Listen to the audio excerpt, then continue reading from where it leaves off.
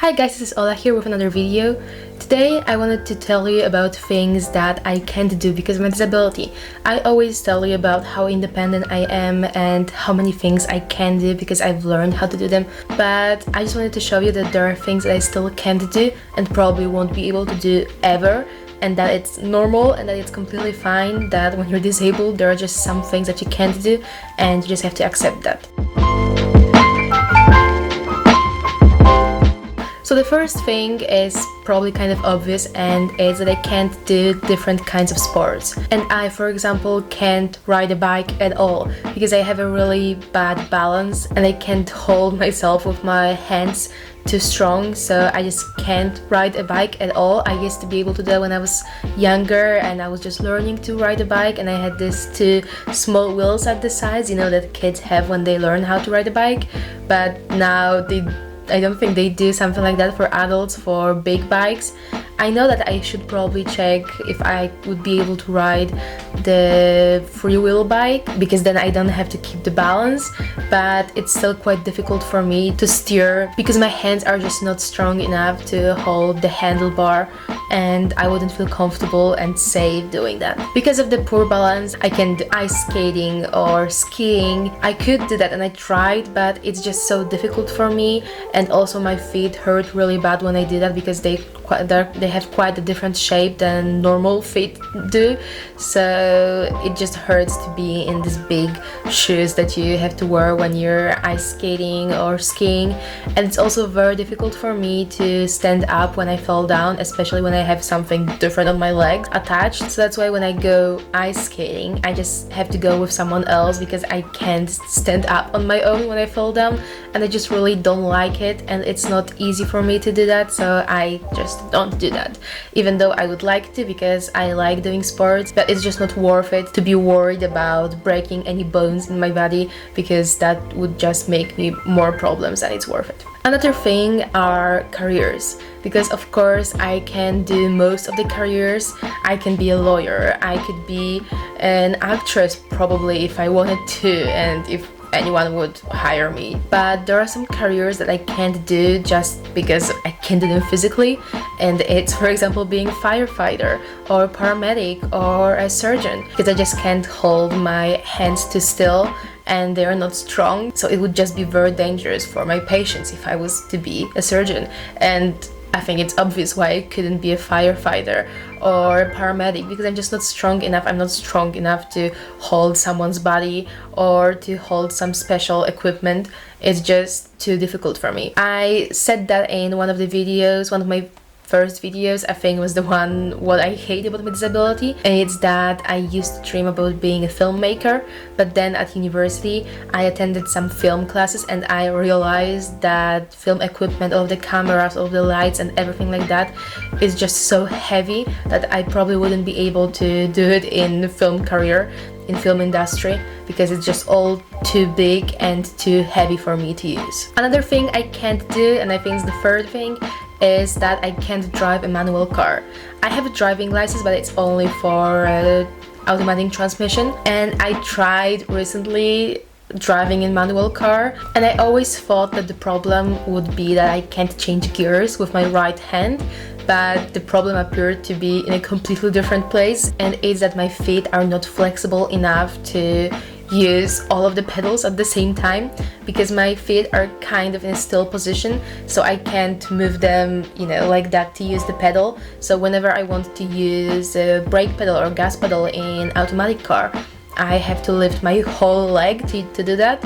So in automatic car it's easier because then my other leg is just resting on the side, but in a manual car I would have to sometimes use both legs at the same time to use the clutch and the brake pedal or gas pedal. So it's just impossible to have both of your legs in the air all the time. So I tried to do that, and I think I would be able to drive manual car if I had to in an emergency, but it's not something that I would do in everyday life because it's just so uncomfortable for me, and it's also just so difficult and it hurts my legs when I do that. So that's why I just don't want to do that in other situations than emergency. The fourth thing that I've listed is carrying heavy stuff. And of course I've mentioned that a lot of the times in my videos, but what I wanted to pay more attention to in this video is that I would have problems with carrying a child if I ever had one in the future. And of course I have problems with carrying heavy bags or groceries, or like I said a few minutes ago, with heavy equipment. But that's something that even if I tried to and I dropped it, then it's not a tragedy. It's fine. Even if something breaks, it's fine. But I can't drop a baby or a kid. So I am fully aware of that, and I know that I should be exercising my muscles so that I could in the future possibly carry my child. And I know that if I have a child in the future, I will find a way to take care of them and to carry them and do everything like every other mother would do. But right now it kind of worries me, how would I do that if my muscle strength doesn't improve? The fifth point is something that I think I've mentioned in my last video where I show how I put on clothes, and it's putting tight clothes. So I'm not really able to put like a sport bra on or a very tight dress, because it's just difficult for me to put something through my head and then through my breast and then just pull it down with my hands. It's just very difficult for me, so that's when I need someone's help when I'm dressing up. It's not something that I can't live without, of course, but sometimes when I want to work out or when I want to go to a party and wear a dress, it's just something I wish I was able to do on my own. And I can do that, but I don't do that perfectly. It's not comfortable. It takes me a lot of time. I'm very tired after trying to do that, and sometimes I just don't succeed, and then I get stuck somewhere in the middle of my body with very tight clothes, and then I have to run to my parents or to anyone who's at home with me to just help me. But it's fine when I'm with someone at home, but it's not fun when I live alone.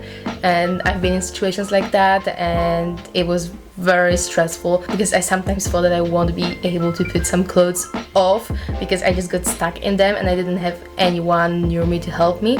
So that's why I try to avoid tight clothes, especially when I'm alone. But there's also an issue with putting clothes, any clothes on when I have a wet body, like after I go swimming or anything like that, because I think everyone struggles with that.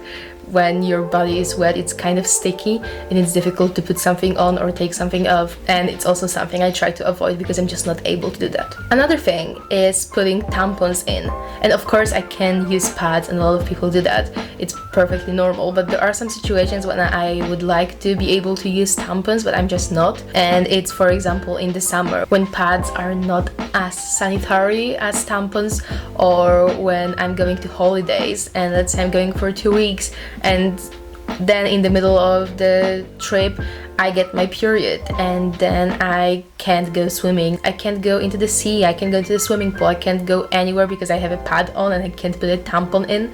And it's kind of frustrating sometimes, but I know a lot of even able-bodied people struggle with putting tampons in, so I guess it's fine that I can do that, but I wish I was able to do. The seventh point is wearing a shoulder bag, and it's again something that I of course can live without, but my shoulders are so small, as you can see, that whenever I put a shoulder bag on, it just slides right off.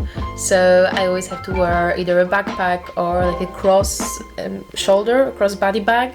So it's not always a good choice, because whenever I have like a formal meeting or when I'm going to a party and I'm wearing a dress, I can't wear a backpack everywhere, and it's kind of annoying again. I even have different types of backpacks, the more formal ones and the less formal ones, because I can't really wear a formal bag. But it's of course not something I can live without, but again, it's just annoying and I wish I was able to do that. And the last thing that I've listed is opening bathrooms or any locks that are kind of difficult to open, or where a key gets stuck or something like that. And it sounds very unimportant, but believe me, that when you're alone somewhere and you go to the bathroom and you get stuck because you can't open the lock, then it's very stressful. And I've been in this situation probably dozens of times, if not hundreds of times, because when I was younger I couldn't really hold anything with my fingers, so it was very difficult for me to open any locks and use any keys.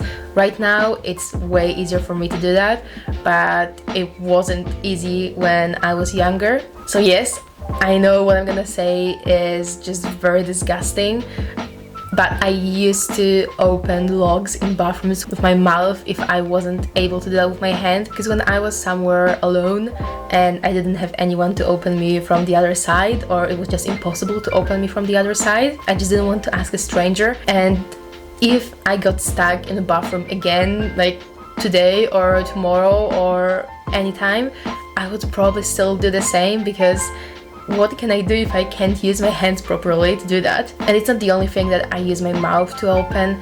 I also open some bottles with my mouth if I don't have my special bottle opener, or if it just doesn't work because the bottle is too big or anything like that. So I quite often use my mouth to help with some activities and some things, usually to open them, but I try to do it as rarely as possible because it's just disgusting. Yeah.